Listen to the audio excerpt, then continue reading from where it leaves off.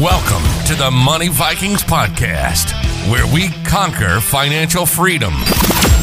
Join Greg, Jerry, and Bob as they discuss everything investing and personal finance. The Money Vikings Podcast is hosted by three dads who are doing what they can each day to burn down debt and build wealth. Learn the path to true wealth. Their podcast and website, moneyvikings.com, is a treasure trove of ideas. So without further ado, here they are, the Money Vikings. A friendly wager from some chinchillas. Is crypto back? And how do we manage trades during the week? This episode may be like walking out of a thrift store with a dumbbell, a members only jacket, a Lord of the Rings DVD, and a Dr. Phil book. All this and guaranteed shenanigans on the Money Vikings podcast number 45. Bob, Jerry, which one of those are you holding? That was awesome. That was awesome. I never had the members only jacket, but dude, I can get one. Yeah. Oh god. You know where? God. Thrift store. Oh man, we'll find one. Dr. Phil book. Which Dr. Phil book did you buy, Greg? I love Dr. Phil, you guys. Dr. Phil, man, life is not. Hey, let me throw this. Hey, hold on, wait for it.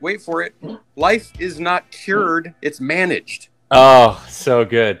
But hold on, he's also like us. How we're not financial or investment advisors. He's technically not a doctor anymore. You're welcome. This is true. You're Be welcome. careful with the advice you take from Dr. Phil. Mr. Phil. Mr. Phil. Oh man. Hey everybody, we have a great show for you today, and it is a lot like walking out of a thrift store because we're going to talk about a lot of different interesting things, but all investment related, building wealth related. But I don't know about you guys. I have a little bit of the Delta blues. I have to be honest with you. I got hit with the Delta blues today. I was reading the news and I was like, man, I wanted this all to be over. Yeah. You guys hanging in there? No, I think I'm enjoying this. This is fun. Let's let's just stretch this out for another couple of years. I mean, I'm waiting for the Vega variant. Yeah, Vega. All right. Well, we don't do a controversial show, so I'll just leave it at this, man. You can walk into CVS. It takes about 5 minutes, and it's free. Okay. All right. I'm done. What is to get the Delta variant? That or the that vaccine. too. It's your choice, Jerry. Aisle 3 for Delta. The very back for the vaccine, dude. It's free. It takes 5 minutes. Testing too. I think you can get tested. Yeah, everything. You can go to CVS. You can go to Target. You can go. Yeah. Well, I do want to share with you guys, speaking of all the crap that we buy at CVS, I want to share, we're going to get into a book that I'm reading called Secondhand Travels in the New Global Garage Sale by Adam Minter, and I'm very excited about sharing this book with you guys. But first, let's hit a couple of news items. So, about a week and a half or 2 weeks ago, Bezos went to space for like 2 minutes, threw a ping pong ball around. He geeked out in a huge rocket. Does this make you? Does this make you want to invest in ARKX? You go first, Bob. Here's my thing, dude. Okay, I do have a respect for Bezos because he came from nothing, right? I mean, like he's son of immigrants and whatnot, and good for him, right? It's like this kind of pissing contest for billionaires on like who can get to space the fastest, right? And it's like the problem is some kind of contest. It is some kind of contest, but Bezos actually put the symbolism of what they were. Yeah. So, anyways, the problem is like Musk has been there first, as far as with SpaceX. He himself has not been floating around in zero gravity, but I feel now we're onto like a who was really in space. Yeah, like I feel like this is? That's what this is. Okay, like it's kind of like who flew around in space first, billionaire. Like, but I don't know. Let me put it this way: it inspired ARKX, which I do hold some of that for the long run, because that is the ARK space exploration. ETF, but it's interesting. Look at the holdings. It's got known entities like Google, right? But the largest holding is a company called Trimble, which is a really interesting company that seems to basically connect the physical world with digital technologies, Internet of Things. They're in everything. They're in like agriculture and drones and engineering and GIS and telecom and energy and water. It makes sense though, because if you think about it, when we start venturing beyond the ozone, right, we need to actually start figuring out how to transmit information and data as fast as possible. So stuff like that does make sense, and it does relate to space travel, right? How do you get information communicated? How do you make it more accessible if somebody is in the hotel that's orbiting Earth? You know, like there's different things. Jerry, are you and your long hair going to space anytime soon? Would you do it? What if he asked you? You know, I'm surprised you guys aren't looking at the technicals on this ARC-X. All I'm saying, there's not a lot of history on it, right? It opened somewhere around 20. Its high has been 21, 22, and its low has been 19-ish. But and stocks only go up, dude. I don't know what you're talking about. Right. So I'm just looking. So the chart kind of tells me, at least the daily from the 2 or 3 months of it being in existence, showing it's just kind of range bound. So I'm looking at the IV rank, and it's almost 30. So I'm thinking iron condor or strangle here. Somewhere between 19 and 22 out to September 17th. But it's not paying very much. But maybe a couple contracts. It's paying $37 if you sell the 22 call and buy the 19 put. Whenever I do have to say, whenever I hear Jerry say iron condor, I don't know why, but I think of Led Zeppelin and like, oh yeah, like we need the that Thor Ragnarok. I need that sound button, but I can't find it. Yeah, we do have sound effects, everybody, by the way. We're getting to be a really advanced podcast here. As you can tell. Okay, on that note, Bitcoin and Ethereum, crypto, right, seems to be bouncing back. So, it does. It's exciting, right? So that's exciting. You hold it? I called it. You called it. I did. Yes. Yeah, that's true. I think you did actually. I actually think you did. I think you said late July, early August it was going to turn around. Right, I said July to August. We were going to see it based off the technicals. So when everybody out there, we're launching. You know, Money Vikings are going to launch here in the next couple months. So Bobby does call it sometimes. I'll just leave it at that. But did you call this? This is going to blow your mind. This is the first thing that'll blow your mind in this podcast. U.S. workers have seemingly abandoned or forgotten about 24 million 401k accounts that they've left with old employers worth $1.35 trillion. Wow. They would transition jobs. People are transitioning jobs. This is why we're doing what we're doing, guys. There's a lot of people out there that their financial lives are a disaster. I feel like we talked about this a few podcasts ago. It was one of the things that I had brought up, but I honestly can't remember all the details about it. But it was about 401ks and people having forgot them and just sort of moved on. I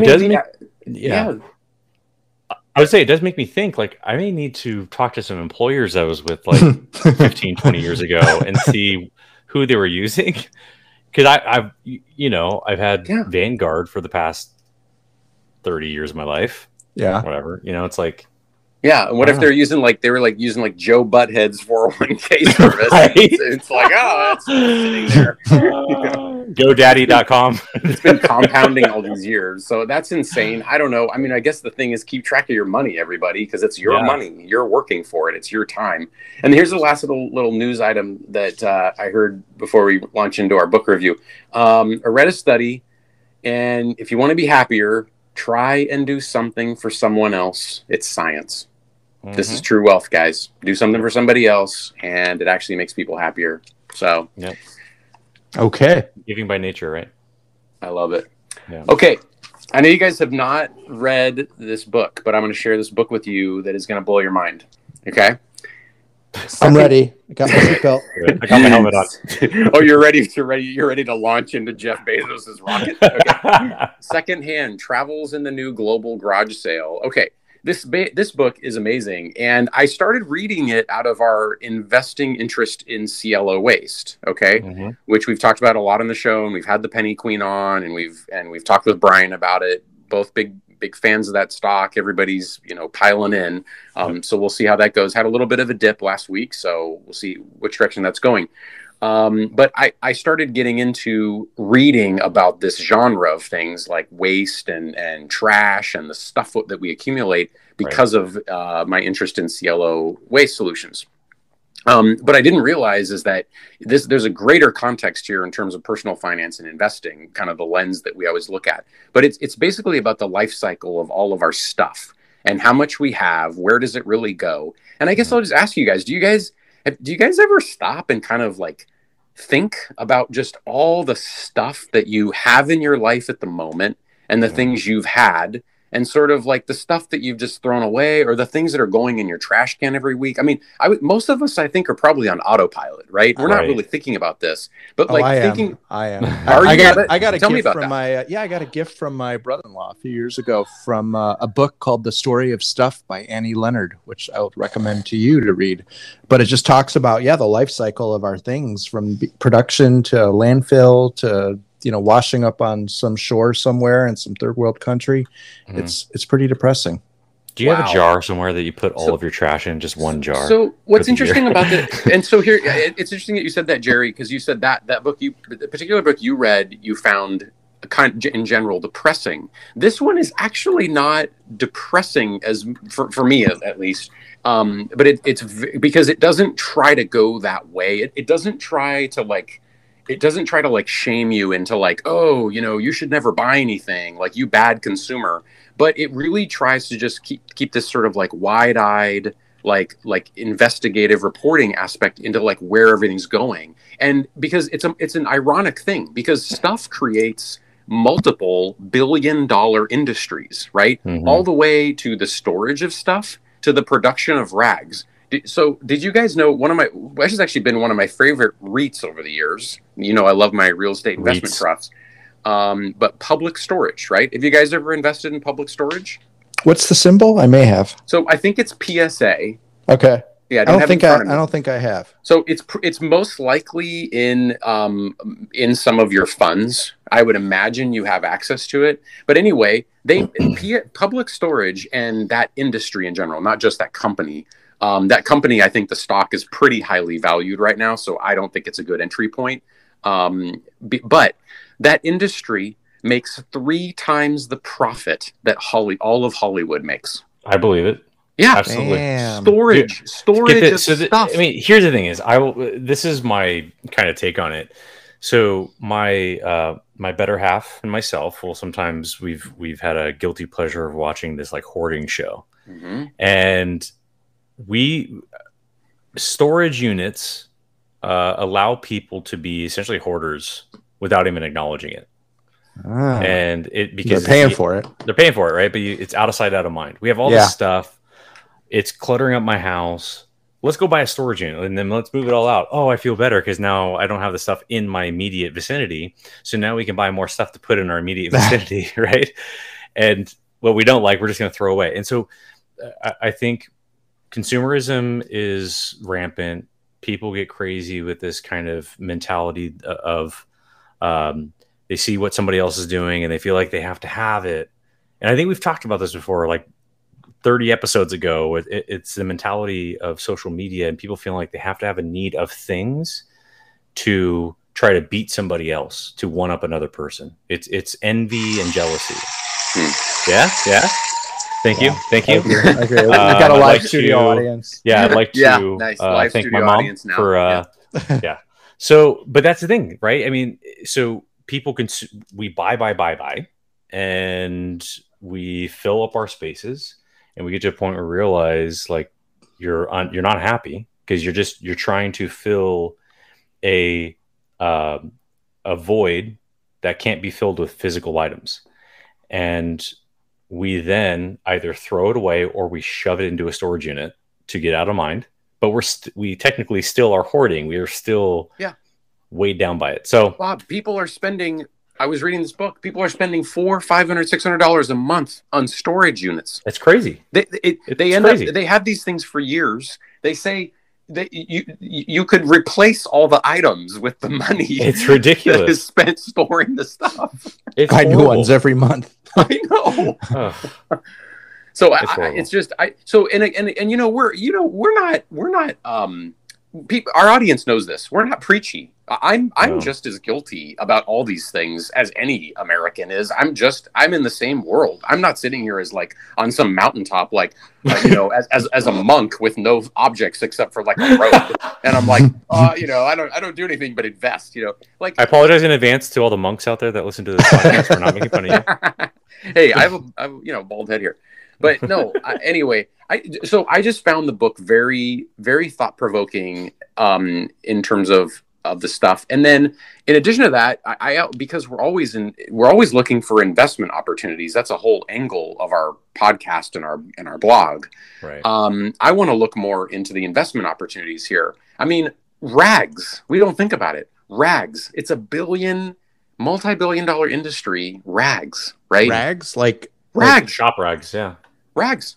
Yeah, Just you use would like never think it. old There's t-shirts? like Right. rag. I don't know who they are offhand, but there's like rag making billionaires in the world. And I'm just saying, if you're business minded, look in terms of. So this is where I go back to CLO, right? A lot of us are investing in CLO because we understand there's a huge trash problem, and there's hopefully this technology will take off that can turn it into renewable diesel.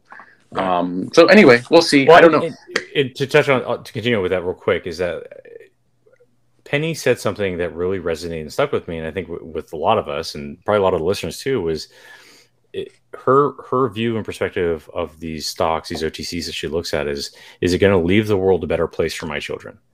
And it's crazy because that was huge. It's huge because we spend so much of our time thinking about like these tickers from a perspective of how profitable they're going to be, what their movement, right?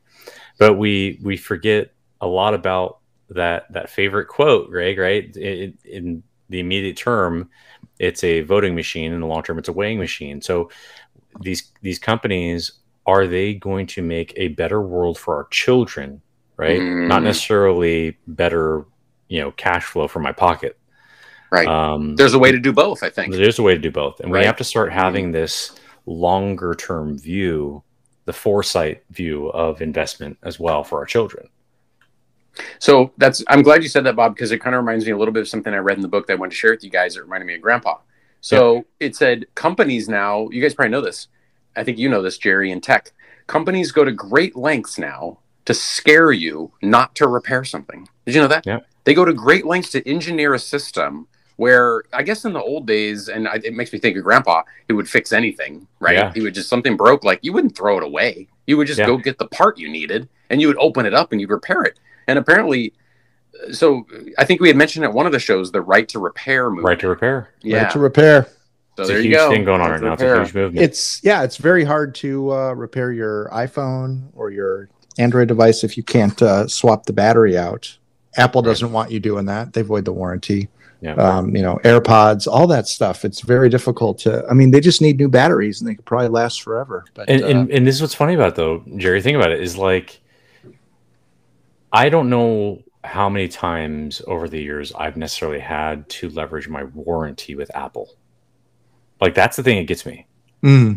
I think in probably the past 20 plus years of having Apple products, computers, laptops, cell phones, I've probably only had to leverage their warranty once. And every time you paid for one. Right. Yeah.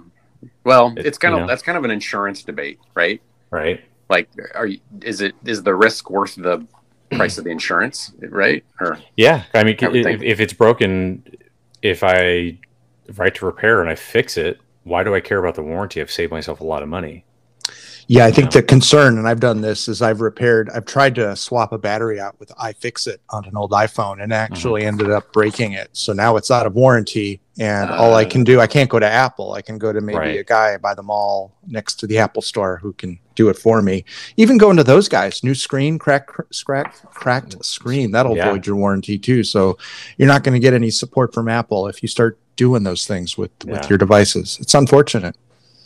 Well, I hope people check out this book and maybe just in general think about it just made me think about stuff and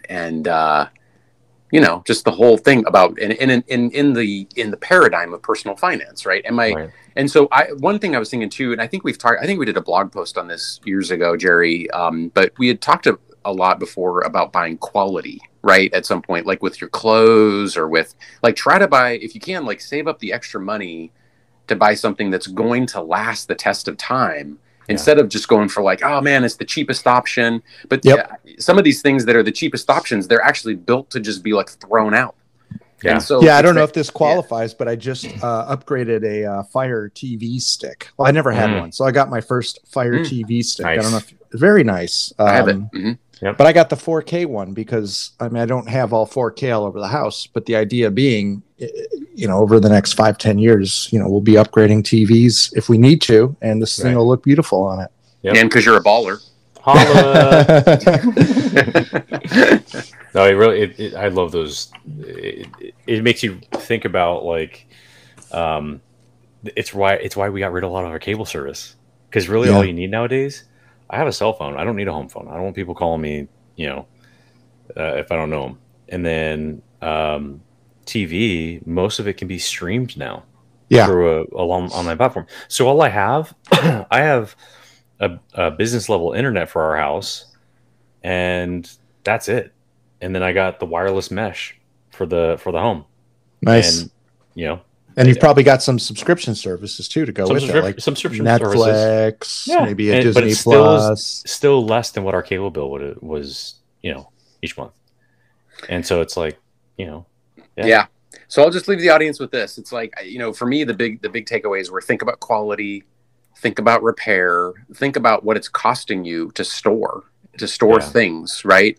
Think about the emotional sort of relationship that you're having with these objects and how we're identifying our identities are getting wrapped up with objects, right?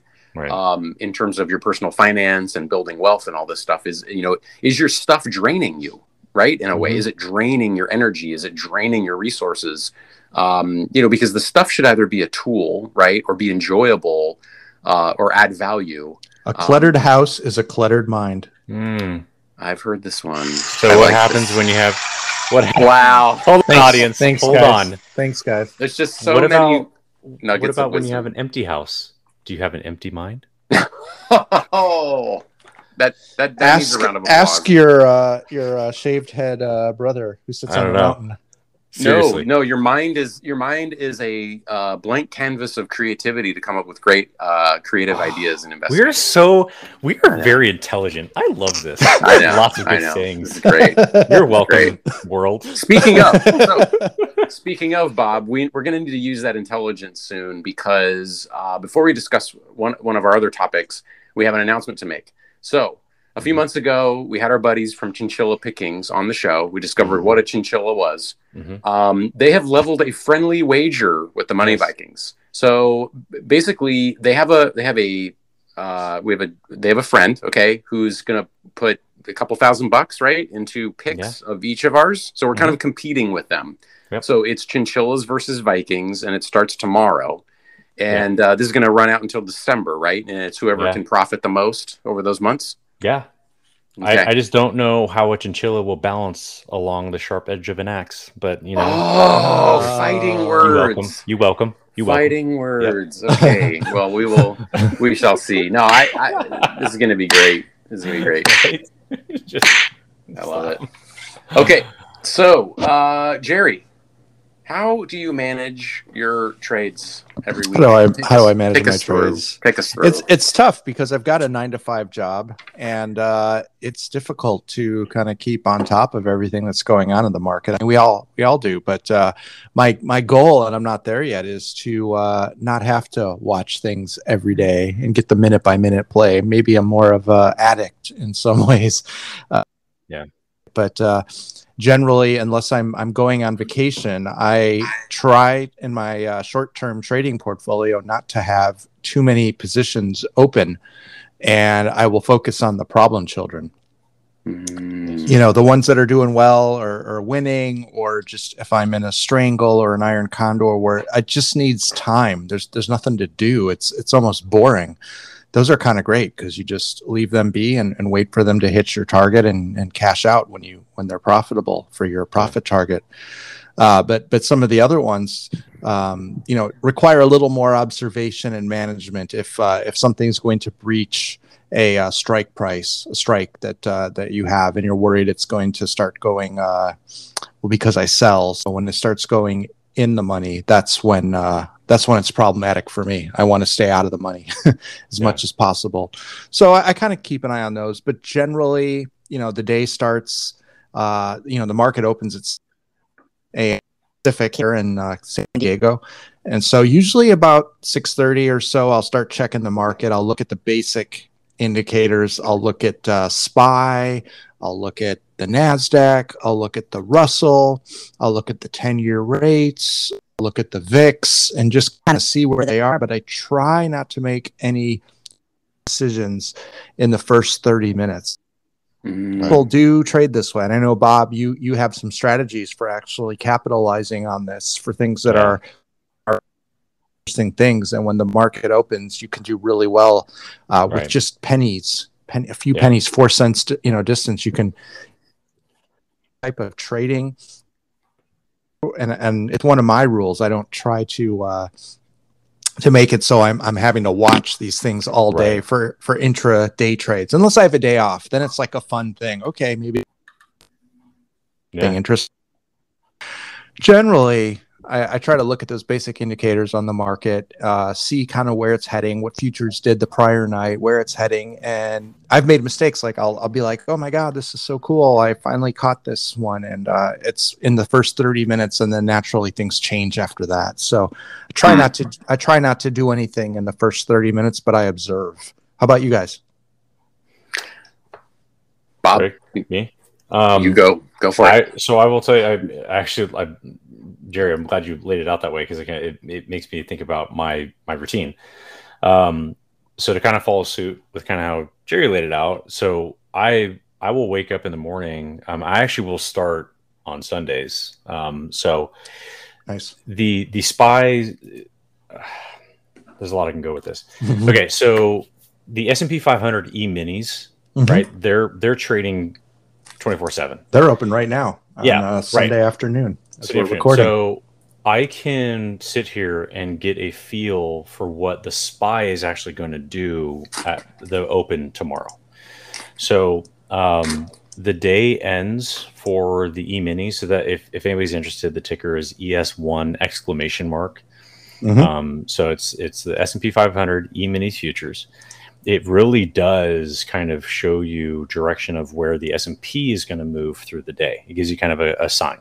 It kind of is a canary in the coal mine for anybody who's interested. So the day ends in about 15 minutes. I can see that it has been going up, but I am curious to see what's going to happen over the next hour or so, and then going into the morning where this leads to. So right when today in the afternoon, I will be looking at this ticker to see, okay, this is what the S&P is going to do. When I wake up in the morning, I pull on my phone. There's an app. It's some stock trading app where I can immediately look at all the futures and see what they're doing. Okay. Then do my routine, get ready. I'll come sit down at the trading desk, and I'll actually look at a pre-market screeners and see what is moving pre-market.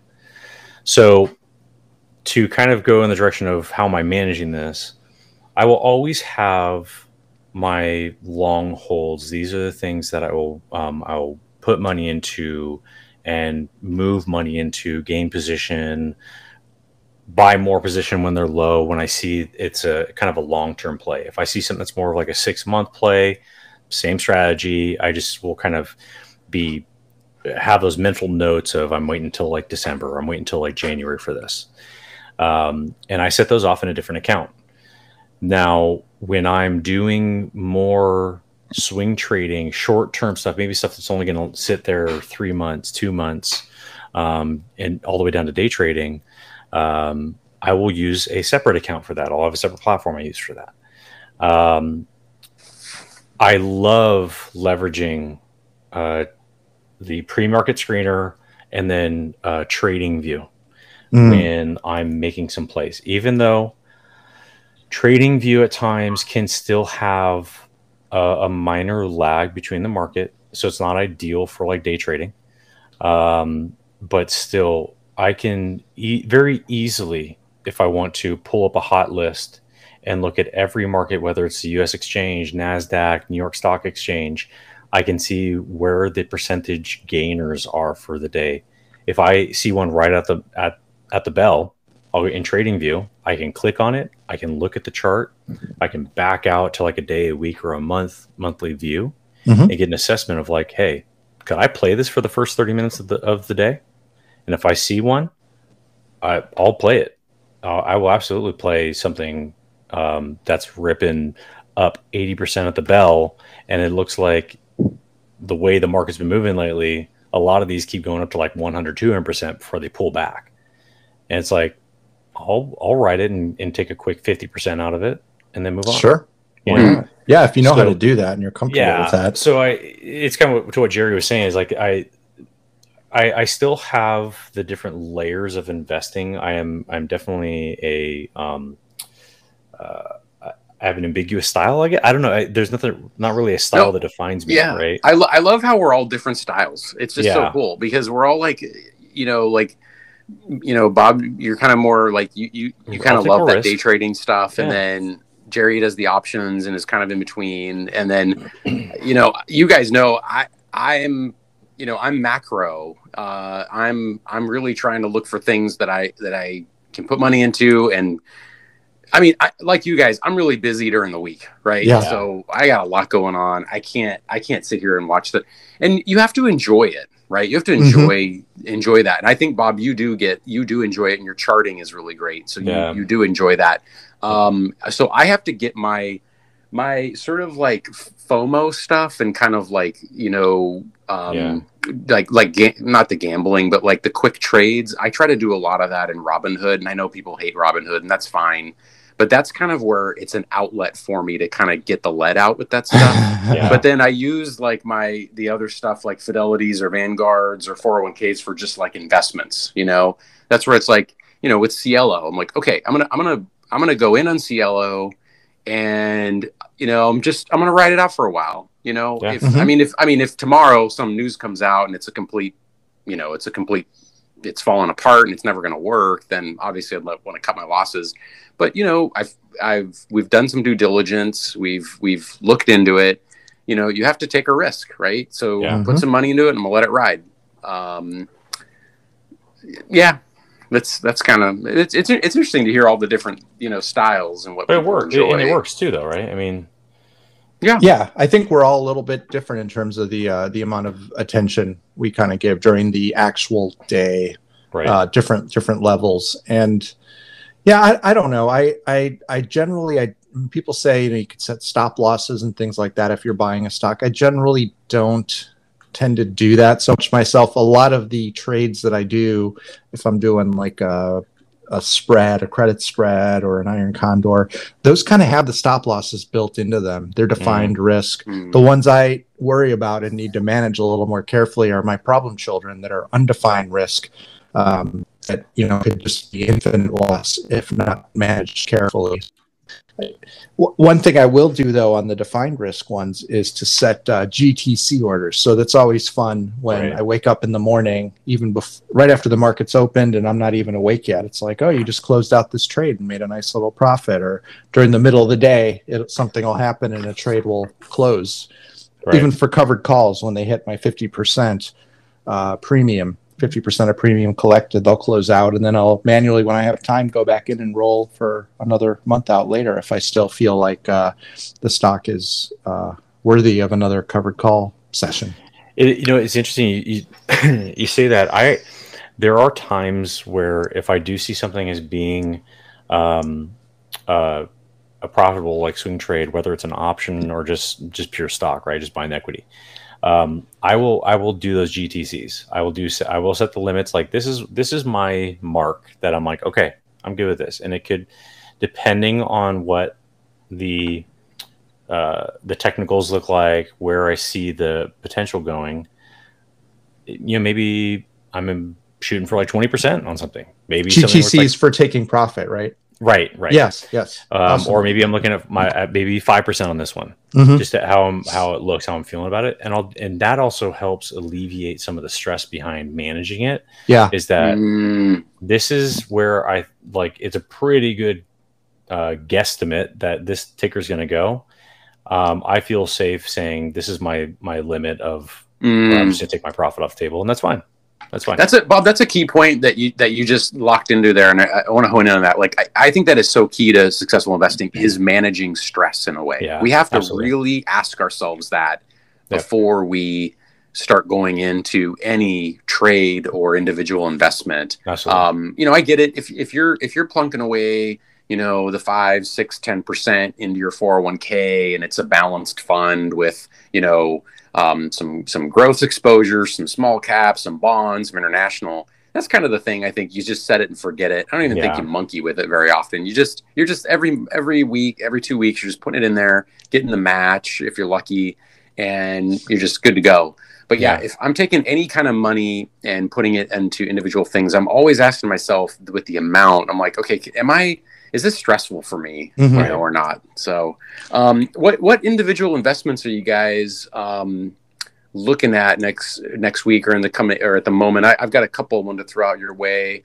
I'm looking at Care Trust, REIT, Real Estate Investment Trust. Again, these medical REITs are interesting to me. I'm looking at adding some more PAVE to kind of latch on to that infrastructure investment that's going to happen at some level. Has a lot of big companies that would do well with infrastructure. And then the other one I got onto, you might like this, Bob, because it's a low dollar figure, but it's called Zeta, and it's like Snow, but they're not as popular in the market. So it's an already profitable data analytics. Drives customers online, digital advertising solutions, powers customer growth. More and more. As transactions happen online in the world. So that was something I was looking at. How about you guys?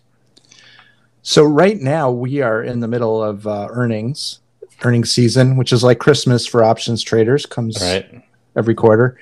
And right now it's just all the really exciting ones. We had Apple and Amazon last week. Next week we've got NXP, right? That's NextEra Energy. Is that right, Greg? It's one of yours? Or NXP something else? I think that's something else. I thought next year energy was NEE. Okay. All right. The other ones are that are reporting earnings next week are Roku, DraftKings, Fastly, CVS, Yeti, Moderna, Baba, Cloudflare. Now, I'm not doing anything with all of these. I'm just looking at them. I'm looking for high IV. I'm looking for what's going on with some of these. Under Armour, Lilly, Lyft, Marathon Oil, tons. Yeah, there's just a lot of things going on. So I'm just looking for high IV, and maybe because I've closed out some of the other ones. I don't know if you guys saw the hot trades I recommended. We got, I think it was 20% on the Netflix earnings that we started a few weeks ago. Yeah. So now that that's closed, I like to keep an eye on my my buying power utilization. So if I have enough buying power, I only like to consume 50%, and I'm at like 20 right now. So I have room to pick up a few more earnings trades. But Jerry, I think that's even smart right now with just the market as is, because the market is doing some teetering. We're getting a little bit of Delta anxiety, right? And then things are pretty highly valued across the board. So I don't know what's going to happen, but I'm looking for volatility, and earnings brings the most. So that's what I'm looking at. I'd not really. There's no other plays I may add here and there to a few things. I got into a psychedelic themed ETF, PSY, that I've been adding to slowly. I've heard about that. Yeah, it's like therapy using LSD and CBD and cannabis for therapy for people for mental health. So is that an ETF? Yeah, PSY. Yeah. Okay. I heard about that last. I've actually seen a lot on that lately. It's interesting that you say that, because it's I don't know why it's popped up on, whether it's a little news article or it's a series. I've seen a lot. It's so novel. I mean, it is. My wife and I talk about investment themes. you know, she's not the investor, but she will give me ideas and themes and say, hey, look into air purification because of all the masks and COVID. So I bought an air conditioning company. That's up like $1,000, $1,300 just a few months ago. Oh, Train. Train is one of them, I think. Cool. Yeah. Cool. Yeah. So this is another one of hers. She sent me an article on psychedelic therapies. That's and awesome. so I thought I'd give it a shot, start building up a little position in it. I Nice. enjoy, you guys know I love investing like that too. It's kind of like what the Penny Queen, you know, sort of talked with us about, where she likes investing in things that are kind of like renewable, kind of change things, make things better for future generations. It's neat to like learn about all that stuff. Definitely. Yeah. Hey, Bob, did you want to talk a little bit about some of the exciting stuff that's coming from Money Vikings in the next couple months? Premium and that kind of stuff? You want to give us a little teaser? Absolutely. So this is something that we had mentioned a little while ago. We have been very heavily working into it. So the blog site, moneyvikings.com, you know, hopefully a lot of people listeners are visiting it and checking it out, but we've, you know, cleaned it up, structured a little differently, and added some more content to it. But what's been going on behind the scenes is that we've been working on launching premium content. And so in the next coming month or so, we are actually going to be officially unveiling it, the premium content for Money Vikings. And it's pretty exciting because the information that, you know, we all put together, Greg, Jerry, and I, like we put together a lot of useful information that has been very profitable for people, and also helps with that long-term passive income wealth strategy that we want people to have.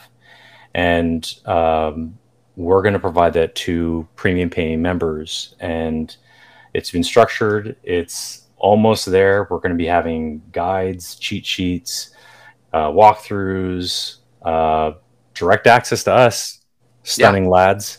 Yeah. So we're gonna basically just open up like and share all the wealth building ideas and tips that we use, that we're just using on a weekly basis. So I'm looking forward to it. I'm excited too. Yeah, I can't wait we can't wait to share everything with you guys. Because I think that's the thing, is that our viewers and listeners, what they don't realize is that we do have a lot of other tricks up our sleeves that we don't actually put out there.